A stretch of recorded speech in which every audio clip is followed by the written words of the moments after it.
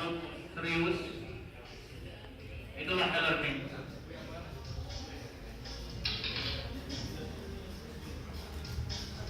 Perkembangan e-learning di tahun 1990, era CBT (Computer Based Training), di mana mulai bermunculan aplikasi e-learning yang berjalan dalam PC standalone ataupun berbentuk kemasan video.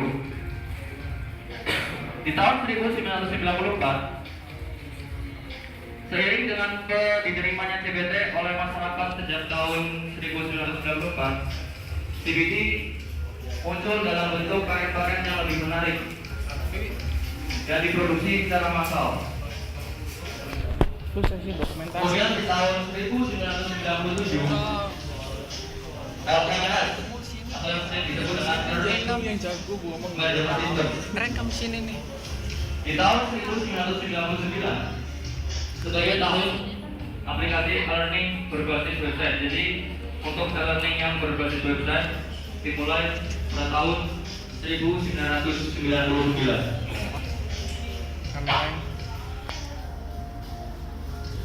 Definisi dari e-learning itu apa? E-learning berasal dari perpaduan dua kata, di mana E dan learning.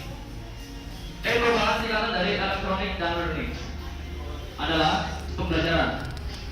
William Barton menjelaskan bahwa e-learning merupakan pembelajaran berbasis website, bisa online, bisa offline, tergantung dari akses dari servernya, apakah menggunakan akses internet atau hanya jaringan lokal. Apa saja sih komponen-komponen pendukung e-learning itu? Yang pertama, harus ada infrastruktur e-learningnya, di mana ada komputer, software, dan hardware-nya. Kemudian ada penggunanya. Yang kedua adalah sistem itu dan aplikasi e-learning yang ada di tampilan teman-teman itu merupakan buat sistem dan aplikasinya. Konten e-learning, jadi apa sih yang harus ditampilkan di aplikasi tersebut? Berisi konten-konten buah materi dan pembelajarannya. Berikut soal-soalnya. Communication technologies Ini ada sedikit video we've created the largest knowledge network ever known. It's accessible to anyone, anywhere, at any time. And today's fast connection speeds allow Orang each bisa mengakses interactive melalui jaringan, to enjoy baik itu wifi, internet, seluruh dunia. Australia has the fifth highest Ini internet sebenarnya dari relative to daerah population in the world. And the biggest growth in online use can be seen in the 55 to 64 year age group. Penggunaan internet mencapai 71%. Is our fastest growing internet technology, and mobile broadband accounts for almost half of all internet connections. These factors have influenced our learning landscape and are fueling the growth of modern learning. Harnessing this technology in the workplace is a Di mana powerful komputer and server effective way berbagi of dengan passing on komputer klien, knowledge. internet seperti itu. A rich learning experience means a higher impact learning experience that's not only educational, but more engaging and more Bisa motivating. diakses di mana saja.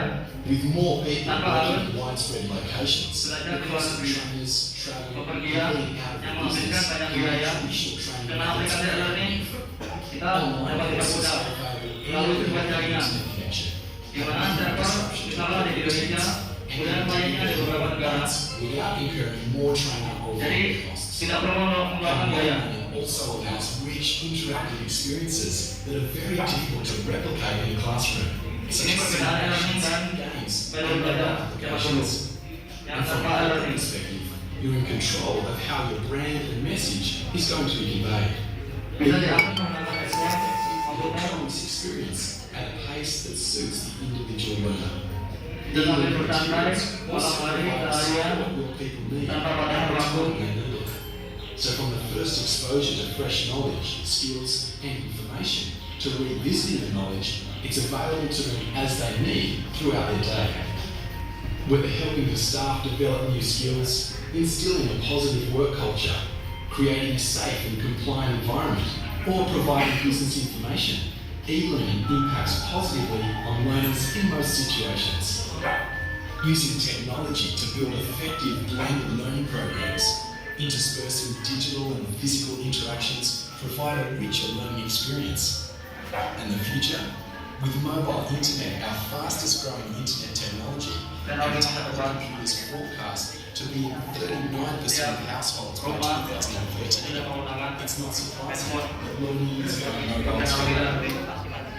So what does that mean for you? Where's your learning plan heading? Jadi di mana kamu akan belajar?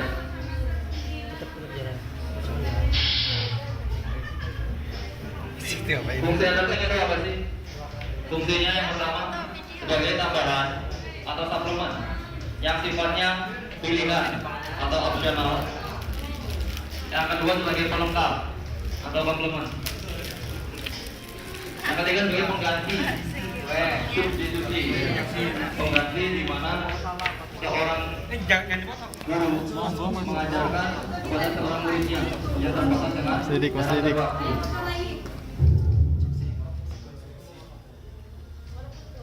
Manfaat e-learning. Ada beberapa manfaat dari metode e-learning ini.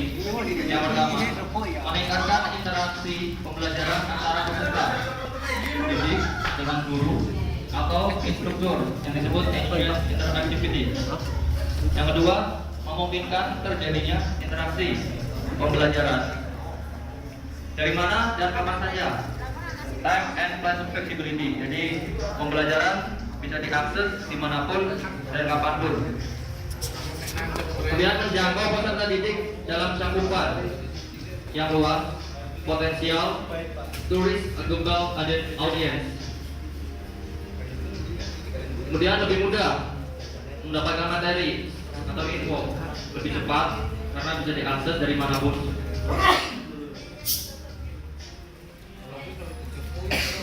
Kelebihan dari e-learning yang pertama, pembelajar dapat belajar kapan dan di mana saja. Mereka punya akses internet. Itu, jadi kita belajar bisa di mana saja, asalkan ada akses internet. Dan ada efisiensi waktu dan biaya perjalanan. Seperti yang sudah diperlihatkan di video tadi, yang tadinya harus belajar ke luar negeri, membutuhkan biaya banyak, kita dapat mengefisiensikan biaya dengan menggunakan e-learning. Kemudian dapat belajar dapat memilih materi pembelajaran sesuai dengan level pengetahuannya.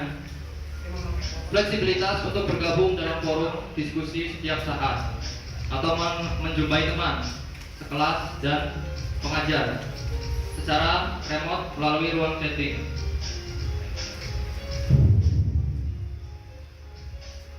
Kekurangannya apa saja sih dari e-learning itu?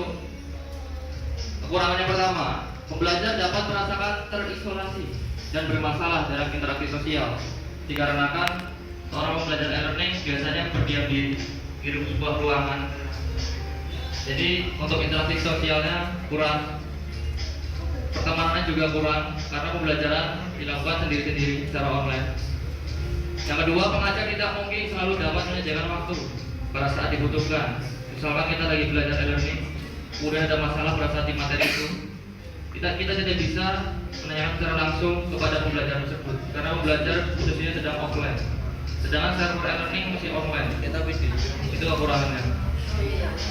Kemudian koneksi internet yang lambat dan tidak handal dalam menimbulkan rasa frustasi, dapat menimbulkan rasa frustasi. Jadi e-learning itu sangat bergantung pada sebuah koneksi. Terutama yang menggunakan online, koneksi internet itu ada beberapa daerah yang belum terdapat koneksi internet, maka aplikasi e-learning ini tidak bisa dipakai. Kemudian pembelajar harus menyediakan waktu untuk mempelajari software atau aplikasi e-learning sehingga dapat membantu beban belajarnya.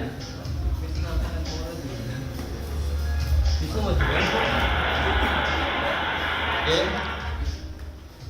Dari materi tersebut ada yang ingin ditanyakan?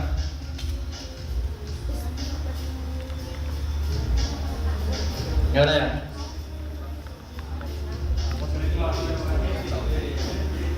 Sebelumnya perkenalkan nama saya Dr. Mufti.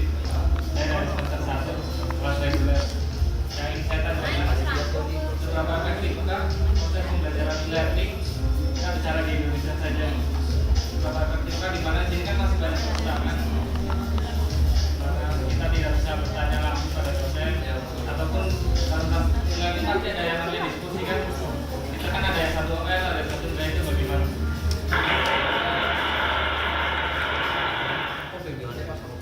Terima kasih atas pertanyaannya. Jadi untuk masalah efektivitas e-learning sendiri di Indonesia itu masih kurang, karena di kampus daerah Cikarang pun belum menggunakan e-learning dikarenakan belum ada sistemnya untuk secara online. Sedangkan di IPMI untuk e-learning sendiri digunakan pada saat ujian saja, karena media pembelajarannya masih harian. Kalau di beberapa kampus Jakarta sudah ada yang menggunakan e-learning. Dan untuk solusinya sendiri, kalau menurut saya sendiri itu kita harus berkomunikasi. Artinya berkomunikasi dengan baik sama pengajarnya. Misalkan di suatu instansi sekolah itu menerapkan sistem e-learning, di mana e-learning itu sudah terjadwal, jamnya berapa, waktunya berapa, siswa tersebut harus mengerjakan e-learning. Nah, dari jadwal tersebut, siswa dapat meminta pengajarnya agar untuk online, karena itu sudah menjadi konsistensi yang harus dilakukan buat seorang pembelajar. Dimanapun, kapanpun yang sudah menerapkan e-learning, seorang pengajar harus siap apabila ada siswanya yang ingin bertanya. Gitu Mas. Jadi harus ada komunikasi dengan pembelajar tersebut. Gitu. Ada yang lain?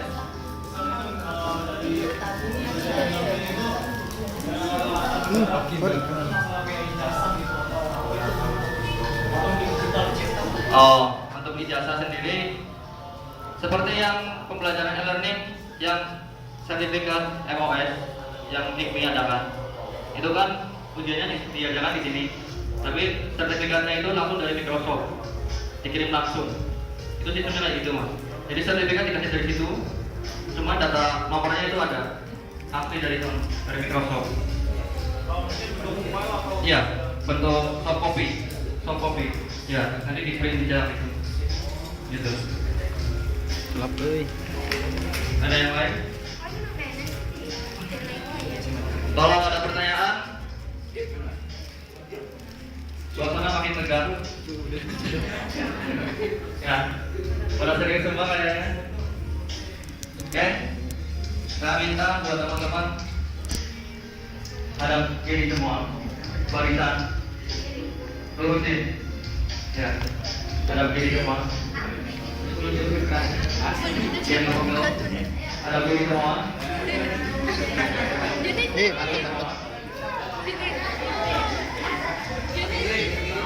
Kita ada acara.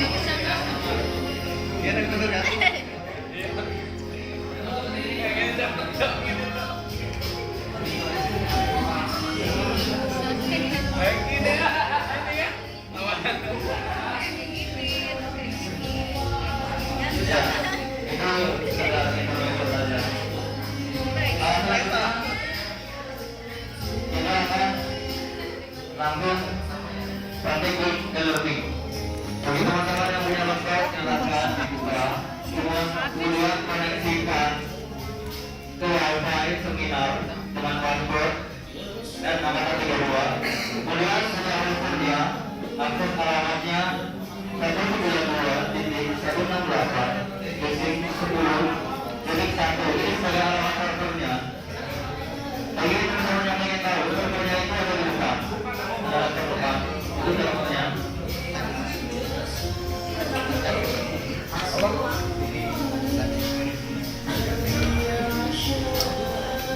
Madonna, kalau berbuka, panitia, pada Bandung, terus dibagikan ke yang sudah mampu, yang mengikuti e-learning. Di situ ada catatan, tuliskan nama masing-masing, kemudian linknya, kemudian semesternya berapa.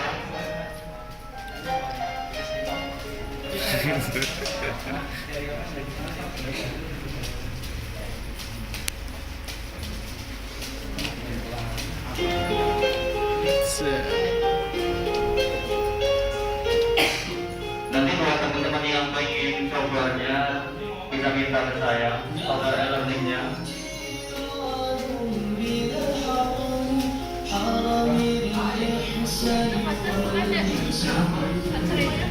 Apa itu? Yang Maaf ya.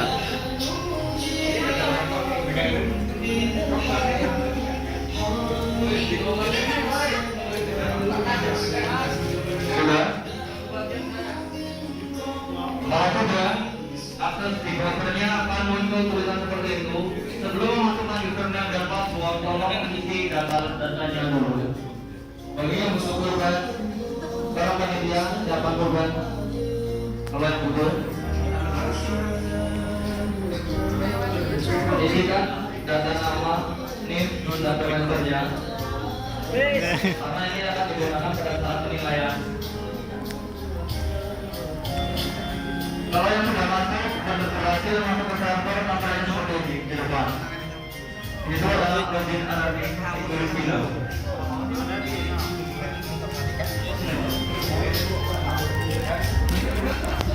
Masukkan nama 18 menit.